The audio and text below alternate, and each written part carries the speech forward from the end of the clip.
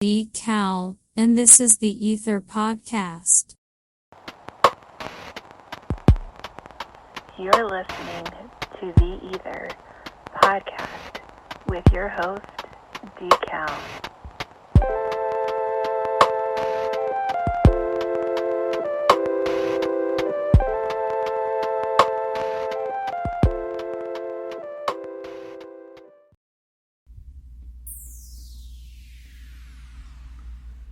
What up, ladies and gentlemen? It is D.Cal here of the E.I.T.H.R podcast, episode number 116. We apologize if you guys were tuning in earlier.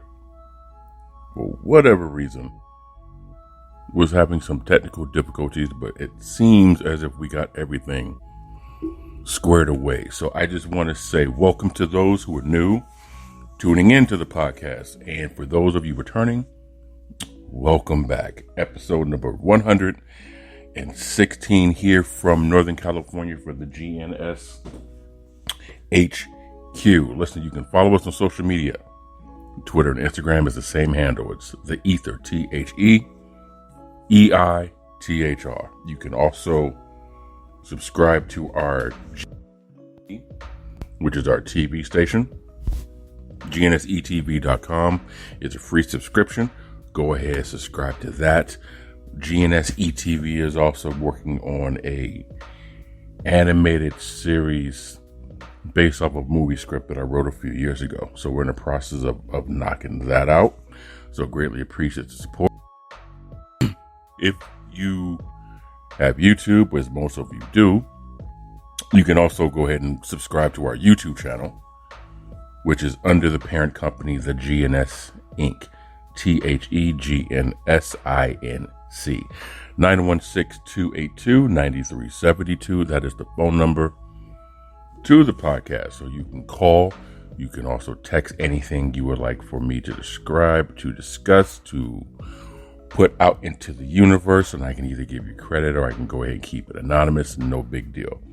If you have the Spreaker app, SPREAKER, you can also chat with me while I'm doing the episode of the E.I.T.H.R podcast. You're also able to respond to any previous episodes that we may have had and talk about topics, and you can communicate with me there as well. Just want to go ahead and give a rundown of what we're going to be doing. We're going to be talking about Juneteenth, the recognized holiday here in the United States. Kind of going to be talking about why it hasn't been recognized in prior times, because it isn't new. It's just new to us on a commercial level for whatever reason.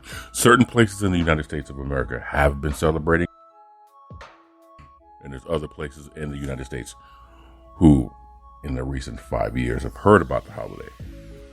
So we're going to have an opinion about that. I also want to let you know we're going to be talking about why I missed the Friday episode. I went to go see Corey Holcomb. If you're familiar with that comedian, I was in stitches, man. That it was great. He had a comedian too, Marvin Phipps, who literally, my man, he killed it. He did his thing as the opening act, and pretty soon I really think he's going to be a household name in the comic world. That's just me and my opinion on that. But I'll go ahead and share a few of things that happened that evening. But if you missed it this past weekend, you missed a hell of a show. Hopefully, wherever you're at listening to this, you'll be able to catch his Corey Holcomb's tour and see the act as well. So we're also going to be talking about a Bay Area recent tradition called Bipping. And if you're not familiar with that, we're going to talk about that. But we also do what's called inspirational, motivational, and I give a shout out to people. So we're going to shout out everybody who is celebrating the Juneteenth holiday today. We're also going to give a shout out to a belated Happy Father's Day to all the pappies out there in the podcast world who was listening. Hope you had an joyous weekend. Hope you didn't hear the word no on any request that you wanted for your day. And I hope those socks and boxes that you got as gifts hold you true until next year's Father's Day. Inspirational, motivational is really, really simple.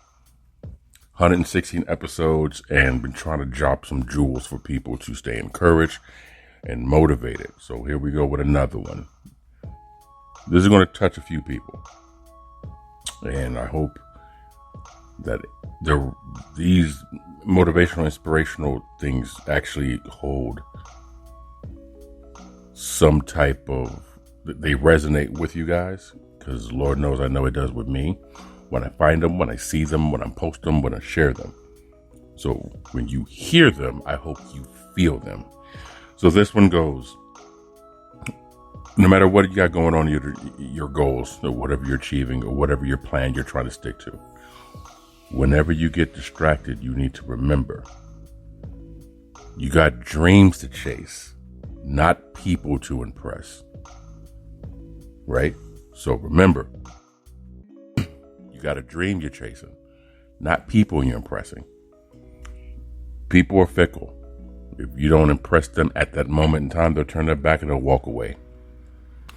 But your dream is always going to be there for you. So make sure that you chase that and impress that before anything else. So we're going to go ahead and get a word in from our sponsor. And then we're going to come back here to E.I.T.H.R podcast and talk about the things we have at hand. We'll be right back.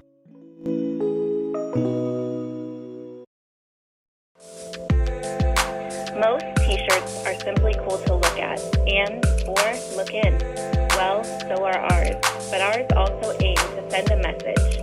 They aim to put a name on obstacles that once stood in your way and aren't there anymore. Struggles that you turned into successes and crushed. You made it look easy. Shop at mile.today. Mile.today. www.mile.today. A GNS collection.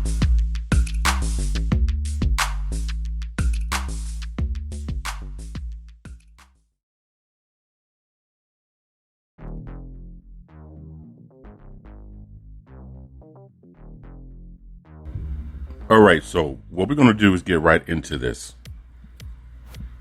Juneteenth thing. And I said this, I believe it was the last episode, how a lot of people tend to buck against things that they're learning that goes against what they've always known. And in today's world, because there's so many screens that we look at, so many options where we can get our information from, it's easy for things to get oversaturated and thrown in your face. So I've always encouraged people that when you find new information or something that goes against what you believe to be one way, and now your knowledge is being challenged by something different, I always, listen, vet the source that you're getting the information from. If the person is somebody you trust and it's information that you're like, okay, this is valid, hold that information. Okay, cool. I know this and I also know that. So you kind of see both sides, and then your experiences will play out. And as life goes on, your experiences may sway. It might, lean more this way. It might lean more that way. But you're going to understand the why as you go through life and experience a few more things. So with that information, always try to keep an open mind as much as possible. And like I said, whatever the source is, make sure that the source is someone that you trust. Not because they agree with you, but because they kind of give you, okay, this is accurate, type of thing, or it makes you think, if you will. So I kind of want to get into Juneteenth, because like I said, in many circles, it's a holiday that a lot of people are just learning, hearing, and understanding. And in other places, it's a thing that's been going on for decades, which is kind of interesting that certain parts of the country, regarding the United States of America, people been knowing about this because this thing first happened in Texas. So when you get places like California, where to some of us, we've went years without knowing about it, while there's other places that it's just brand new to them. They're just learning about it now. And a lot of companies, they're jumping on the gravy train and trying to ride the emotional roller coaster, and as some would say, part of the woke movement. So it's turning a lot of people off, but understand that it's part of American history as well. So here's the definition of Juneteenth. A holiday celebrated on June 19th to commemorate the emancipation of enslaved people in the United States. The holiday was first celebrated in Texas, where on that date in 1865, in the aftermath of the Civil War, enslaved people were declared free under the terms of the 1862 Emancipation Proclamation. There's another one. Juneteenth marks the day in 1865 when federal troops arrived in Galveston, Texas, to take control of the state and ensure all enslaved people be freed. More than 2 years after the Emancipation Proclamation. One thing about, quote unquote, America is they love to celebrate the freedoms. They love to celebrate the freedoms. Because that's what America is. We celebrate freedoms. But we only celebrate specific freedoms. And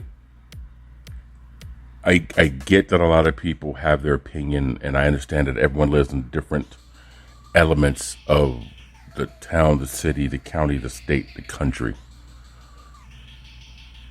But you have to understand that not everyone's going to see everything eye to eye because everyone's experiences aren't on the same level. The Juneteenth is such a pivotal part of American history. This is when people who were looked at as less than human were given freedom. I kind of want you guys to just set aside your opinion and just imagine. This is a very poor analogy, but you lived your whole life as a teenager, as a child, as an adolescent, as a toddler. Then you turn 18 years old and you feel, I'm an adult now. I have the freedom to do what I want. And you kind of remember what that feeling was like, right? Parents couldn't tell you anything. You graduate high school. It's your first summer at 18 years old. You want to get in all kinds of mischief. Imagine that same feeling, but instead of necessarily being grounded, put on punishment, having privileges taken away for a certain period of time, the only life you knew was to do what you were told, whether it's hard labor, and there was nobody you can turn to counsel, to fix, to rectify, to anything. If someone did something and it had nothing to do with you, you got blamed for it anyway, simply because you were viewed as property. And there was nothing no one could do about it. You were SOL, like the purest definition of shit out of luck. That's exactly what you were. You had no right to talk back. And whatever you were given, you better show appreciation for it. Otherwise, the next round you got less than that, right? During the Civil War time, these people were granted permission to be free. So take that analogy of being a teenager and having to live in your parents' house until your 20s, having to live in your parents' house until your 30s, having to live in your parents' house until your 40s, and them still treating you as if you were that 2-year-old, 3-year-old, 10-year-old, 12-year-old that you were at one point. And here you are, 35 years old, still getting, disciplined because of whatever reason. Like I said, it's a very poor analogy. but the sharp people understood the point that was trying to be reached.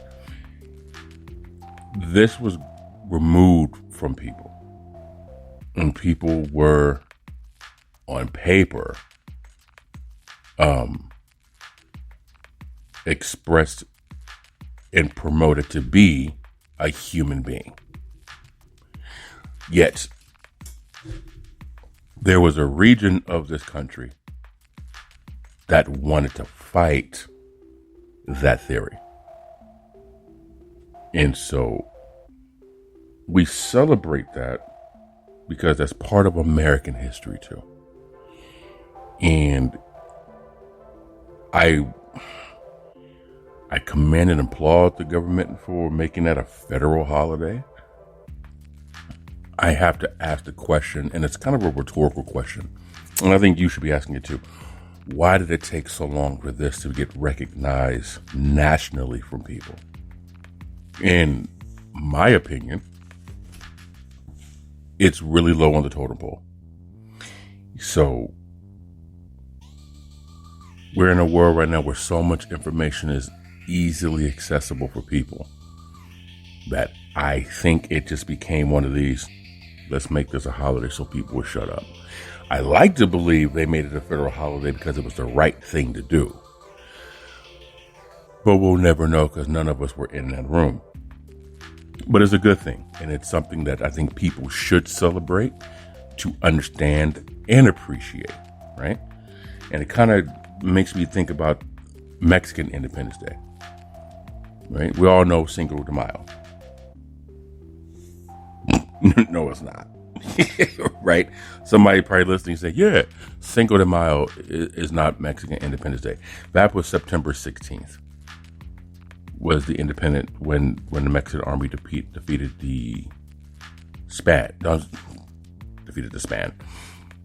Spain for their independence. Cinco de Mayo is when the Mexican army defeated the French in the Civil War. It seems when it comes to celebratory holidays for cultural purposes, America doesn't necessarily celebrate the root or the core or the actual holiday based on that culture. What we do is we celebrate it when there's some kind of connection to America. Right? Wrong? Which is it? Should we not celebrate Cinco de Mayo? Nothing to do with the Mexican independence. Should we start celebrating September 16th? Should that be a holiday? Or should we celebrate both? Or is somebody out there saying, if it ain't broke, don't fix it? Well, the problem is, it's been broke the whole time that we kind of just made do with it. Now we're going to break it to fix it. It's just interesting that when it comes to celebratory holidays for certain cultures, we don't celebrate the actual days of when it happened. And in many cases, most of us don't even know when or what the purpose was for that day. So when it comes to Juneteenth, man, you have to, well, you don't have to, but I highly encourage you, do some research on it and look back at it. Because listen, if you can have someone who will celebrate the Confederacy because their great grandfather fought in the war to represent the South, and they want some Southern pride for that, cool. Well, then everyone who was on the North side should celebrate Juneteenth because it was the liberation of people being viewed as people against those who saw those same people as property. Do you agree? Do you think that we should do more to celebrate the cultures of everyone in this country? What say you? I know Jane Elliott was, if you guys know who Jane Elliott is, I spoke about her a few episodes ago. And she was on I want to say it was Oprah, and a woman in her crowd, in Oprah's audience, was saying that America is a melting pot. And Jane Elliott made an astounding response. And she says, in this country, we don't need a melting pot. What we need is a salad bowl. Because a melting pot, everything is the same. There's no differences. And most people who want melting pots are those who can't relate to those who are different. So instead of me relating to you because I can't, why don't we all just become the same? That way no one's different. Well, that's mayonnaise, bro. That's plain Jane. That's bland. That's whack. Right? That's pointless. That's flavorless. That's unseasoned chicken. That's what that is. You don't want a melting pot, right? The salad bowl analogy as you gave is the perfect thing in what this country should be building itself on, since that's what we promote it to be, right? You want the differences to stand out. That's what adds the flavor. You see what I'm saying? You want the olives, you want the peppers, you want the lettuce, you want the croutons, you want all these things. So when you put them all together and you add your flavored dressing, it's a hell of a dish you have in front of you. Now, some people might have different things in their dishes, but whatever they put in this, using her salad bowl analogy, you literally have some of the best thing you've ever ate. And by having a salad bowl of cultures and personalities and people, it makes life that much more, and I'm using the term loosely, interesting versus bland and boring. Right? You don't want it to be white bread. You don't want it to be plain. There's no variety. There's no learning something that's different. So the importance of this is to understand the history, understand the importance, and to realize for a day like this to not go celebrated, it's not just a shot on the culture and the people that it represents. Again, it's part of American history too. Because we love to look at the good and we want to oversight the bad and we want to act like it never happened and then make people feel a certain type of way because they keep bringing it up. You bring up wounds and scars that never heal, bro. So, Juneteenth, celebrated. June 19th. It's a beautiful day in American history. And hopefully one day we'll learn this shit and be able to make do with what we need to. Now, I want to talk about the Punchline real quick. Comedy club off of Arden and Howe here in Sacramento. Yo, me and my homegirl Fuzz, we went. And it was a sold out crowd, man. And with my security background, I didn't get a chance to truly relax just because, you know, I was sitting at a table with my back to people, and I've always learned you never have your back towards anybody, especially in a low lit, dark-esque room, just because vibe more grown and sophisticated to worry about. It's just the adult beverage and garlic.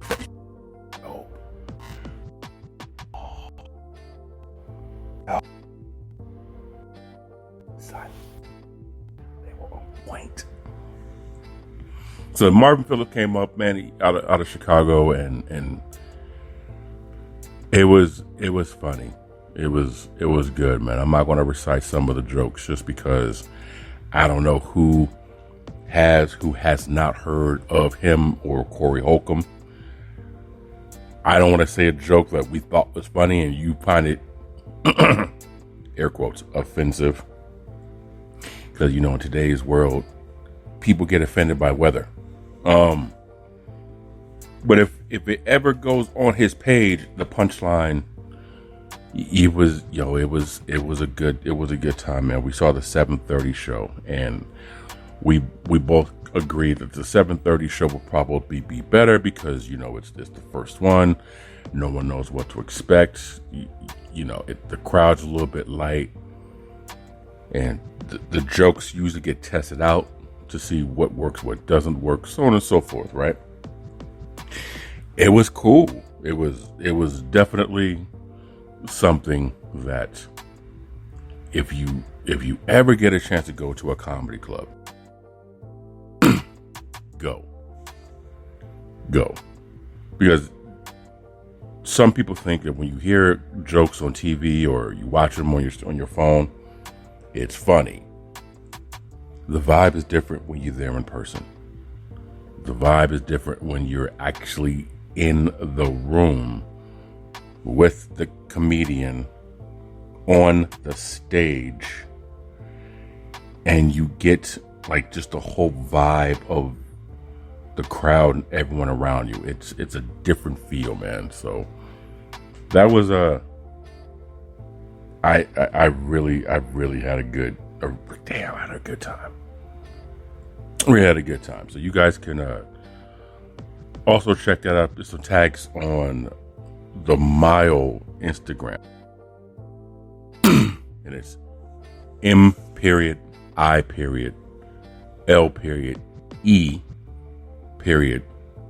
on the gram.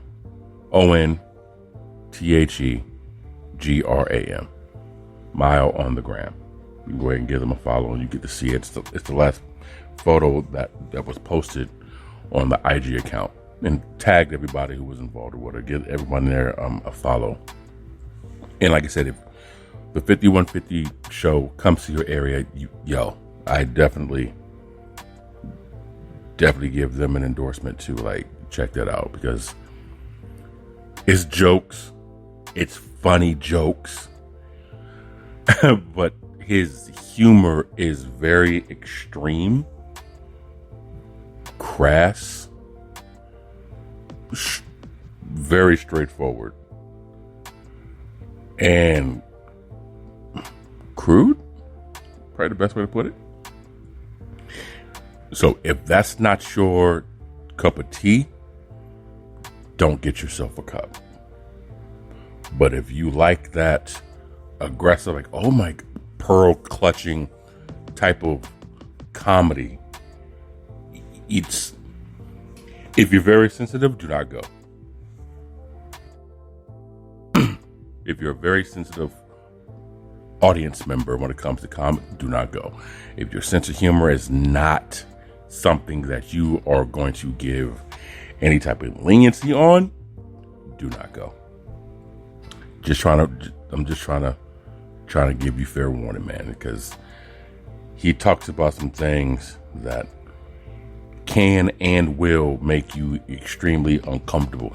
And we were kind of looking around at some of the audience of some of the jokes that he was making, and there were a lot of women, not a lot of women, but a handful of women who stopped laughing. And there were a few of them looking at their man, me and Fuzz, we saw it, looking at their man, laughing. And when he acknowledged that he was being stared at, stopped laughing. There was one woman who sat in front of us whose dude kept leaning away from her, and she had the death grip on the chair so he couldn't scoot away. It was hilarious, man. It was extremely funny. It was funny to people watch the people and their responses and their reactions to some of his jokes. There was a lot of you could tell there were a lot of conversations that were probably going to happen in the car on the way after the comedy club with a handful of couples. But if you can't make Corey Holcomb peep his jokes out, you spell it COREYHOLCOMB.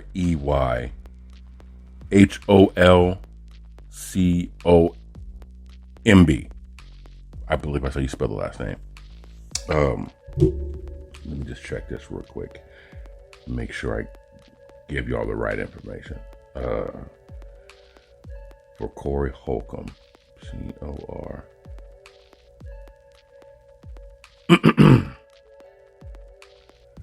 Okay, so CoreyHolcomb. Corey Holcomb. He has a podcast and everything like that too. So it like I said, it was pretty funny. So make sure you guys check that out. Now, I want to talk about in the Bay Area. See, in the Bay Area, we dance a little different. We do things a little bit different than most places in the country, right? Northern California is a different speed than Southern California. I'm not going to sit back and say one's better than the other, but I'm, like Biggie said, if I have to choose a side, I'm going to choose the North. I live out there, so don't go there, right? Oakland has this thing called Bipping. And you may have seen it on Instagram pages like It's the Bay or other profiles where it shows somebody having their car window broken out. And in most cases, when something like that happens, is because someone broke your window, they're attempting to steal your car. You leave something in your vehicle, it's robbery. But in other cases, what bipping is, I'm just going to break your window for the hell of it. I ain't necessarily going to take anything. I'm just going to bust your shit. Now, in most cases, something come up missing. Why do people do it? There's a variation of reasons of why people do it. But one common thing that I've heard people say is just cuz. That's it. Just cuz. It happens out in Frisco too. So, but it mainly in Oakland, mainly like in East Oakland, from what I have been led to believe. Anywhere from Lake Merritt all the way to 98th. That range of land, you can get bipped. And there's been a lot of celebrities, a few celebrities actually, who got bit. One was Rick Rock, a music producer. He went to go grab something to eat one day. This was like a few months ago. And I saw this on his IG page where he got bipped and they took everything except for like a MPC and something else. But they took like his videos, his music equipment, so on and so forth. Another what was his actress's name? I can't remember her name. I think she was in Oakland for like 5 minutes to go grab something to eat and come back, windows busted. The latest person I've seen celebrity-wise get bipped was B. Simone from the Wild 'N Out TV show, hosted by Nick Cannon. She got her windows busted. And to me, what are y'all doing, man? Like, what are you're putting Oakland on the map for all the wrong reasons, right? Like, I understand. It's a rite of passage, as someone once said. But it's one of those things where a lot of people, when you're young, you don't think past your decision. Right? The only thing you think about is possibly an escape route. Everything else is irrelevant to you when you're young. But I highly doubt people are going to do this, but try to look at it from this perspective, man. When you do stuff like that, what you're doing is you're causing an angst for people to not come to the town. And I understand, I get it. It's, what I'm saying? It's like, well, you ain't be in the town, what I'm saying? We don't want you here, what I'm saying? I get it. 100% I get it. But the problem is, if you have an artist or a musician who's coming to perform said art, doesn't matter what it is, and you fuck up his or her car, and you take his or her equipment. There was a WWE wrestler who had just, I believe, won a championship in the past year. I can't remember if it was the city or in the town.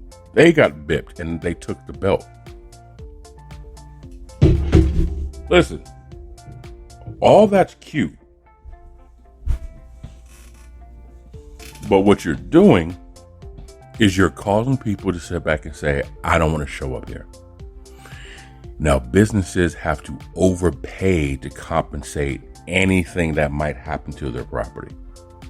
And if a business has to overpay the artist, the musician, the talent to show up, they're now going to jack up prices for you to pay in order to see said event.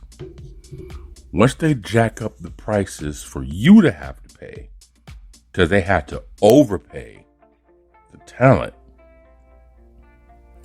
that now causes financial stress on somebody to go see something that they wanted to see for however long. So now there's a financial hardship, or someone is now going to get priced out because you have created a higher risk than the reward is worth for some people. Now, because this business has to overpay for the talent, they may not have the money to pay for that particular person, because they know but the people that they're going to be gearing towards won't have the funds to pay for the increased prices. Are you following what I'm saying to y'all? So now that venue has to possibly bring in lesser talent or more local talent on a smaller scale. And in today's world, nobody really wants to support lower/local talent for whatever reason. They just don't. They want the big name.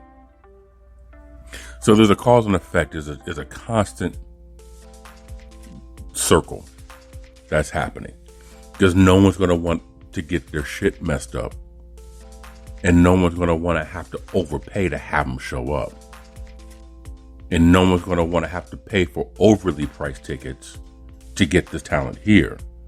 So now what do? Now you complain that nobody wants to perform. So now you got to hopefully get a concert in San Jose or in Marysville, which means now you have to travel further to see the person. So you got commute, you got gas, you got time, all that fun stuff, right? Who wants to do that? Nobody. So again, let's go back and do with businesses, right? You bip cars in front of an establishment. Nobody's going to want to park their car in front of that establishment. And everyone knows how downtown Oakland gets traffic and hard parking. And everyone knows how it is for downtown San Francisco, congestion and parking. Well, if I park in a certain area and my windows are getting broken, because of. So now you're hurting that establishment, which could possibly lead to price increases for that business, because now they got to compensate. Or you might fuck around and have that business go out of business. Then you got people complaining about how we ain't got nothing here. Well, listen, you have nothing because nobody wants to take the risk to open up an establishment just for you to fuck up the people who are coming to spend money there. It's a common thing, right? Would you want your relatives coming to visit you in a neighborhood where they could possibly get mugged or robbed? If the answer is no, okay, that's probably why no one comes and visits you, because you live in a place where they can get mugged or robbed. And if you wouldn't want that happening to your relatives, think of the same thing when they go to an establishment to purchase something. I get it. Times are rough. Everyone's got to make the ends. They got to do what they got to do. It makes sense. I 100% get it. I didn't say I condone it. I just said I get it. But the problem is, the more you cause people to not show up to a business, the less money that business makes. The less likely that business is going to thrive and survive and make it there. That is also part of the problem when we get into gentrification. So it's almost like they know certain neighborhoods are going to ruin it for themselves, so they wait for the price to come low. Then they come in and they buy it cheap. They raise the price around everybody, force you the fuck out. Then they put these nice renovated apartments in. And that's when you start seeing a different clientele with a Yorkie and a Michael Kors bag walking down the street with earbuds, listening to music. It's different. I said this on one of my episodes before. Industrialization is something that we need to do, which is take money, put it back in your neighborhood. Jay-Z said it in one of his songs. Don't get killed over the building that your mama renting. Take your money and buy the neighborhood. That's how you rent it. You want to fix the problem?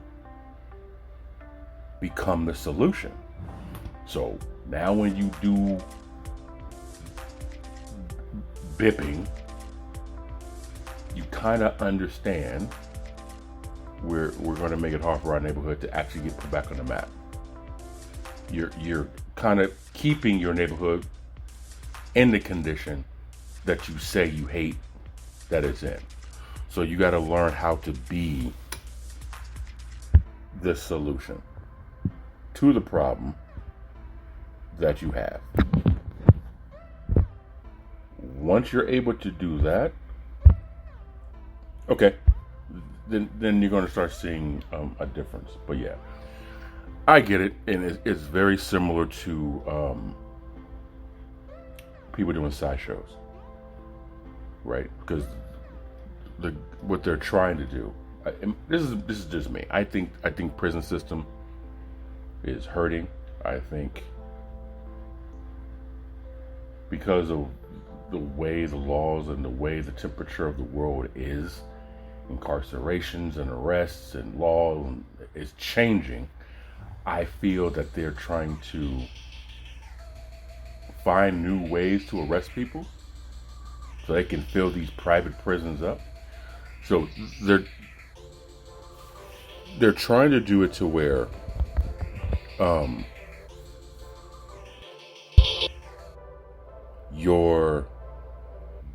if you are caught watching a sideshow, you can now possibly be jailed for up to 6 months.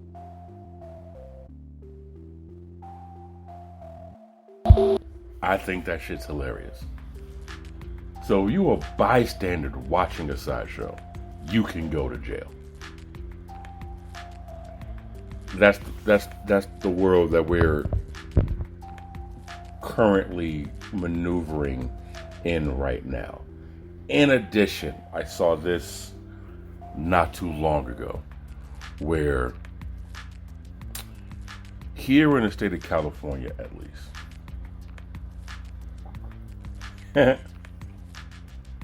they are working on a program to where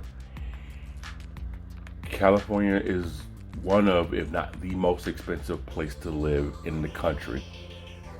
It has the highest taxes of any other state in the country.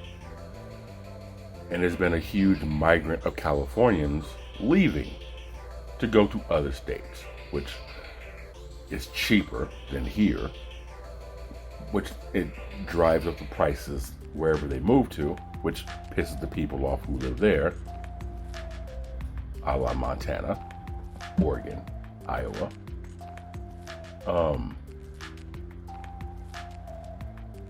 But state politicians are working on potential,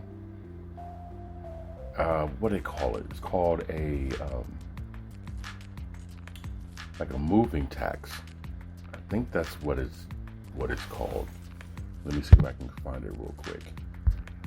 What this is, it's a tax for if you choose to move out of the state, the government can tax you up to 10 years